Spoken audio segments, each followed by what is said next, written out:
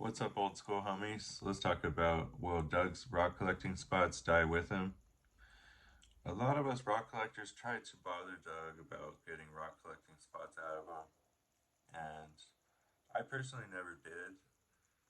I found a lot of them on my own, actually, and then I went up to him and he knew where the rocks were from. If he saw the rock, he would know where it was from. It didn't matter where it was from.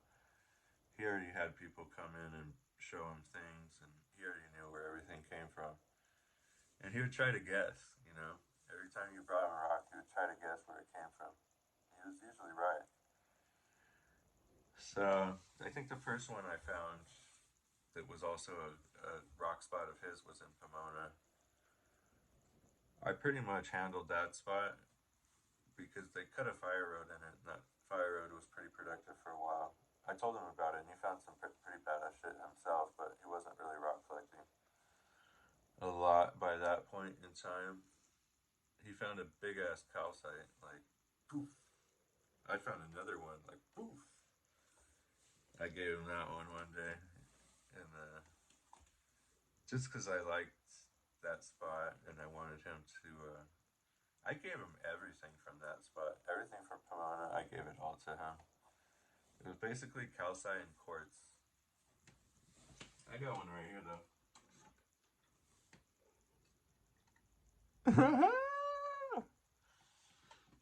You know, there's a couple superstars left. Gems, opals. Pomona was nice. It's a very small picking area. Very small.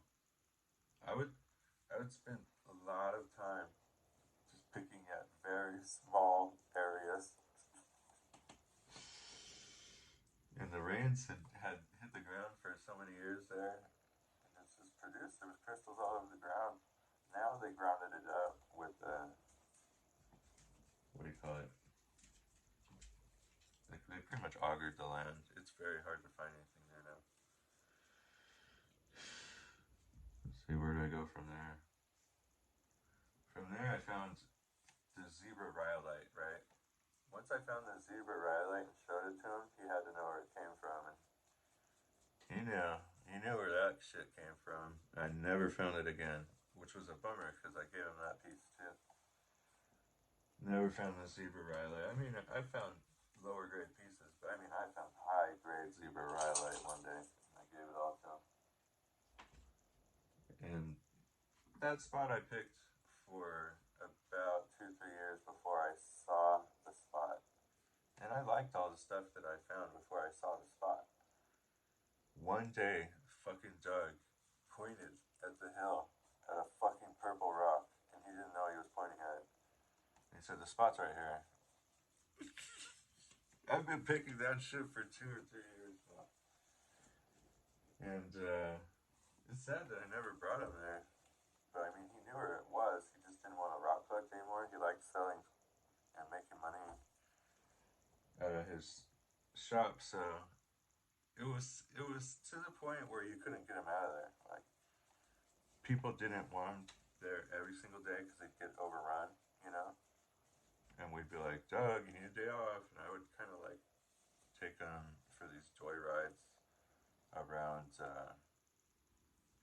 wherever he wanted to go. Go take him to go see his friends or something.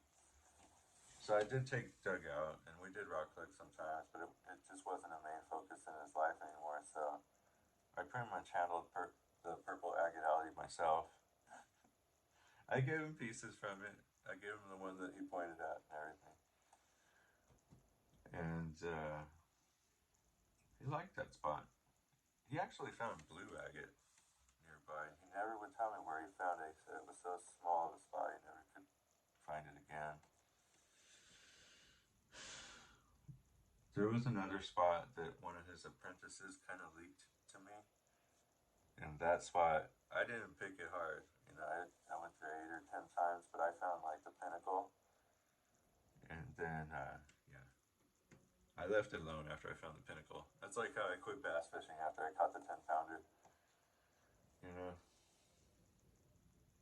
it was wonderful all the stuff that he was able to expose me to, and it's his legacy, you know, all the good finds that I found, and learning from his shop what was cool and what wasn't was really what helped me look in the wild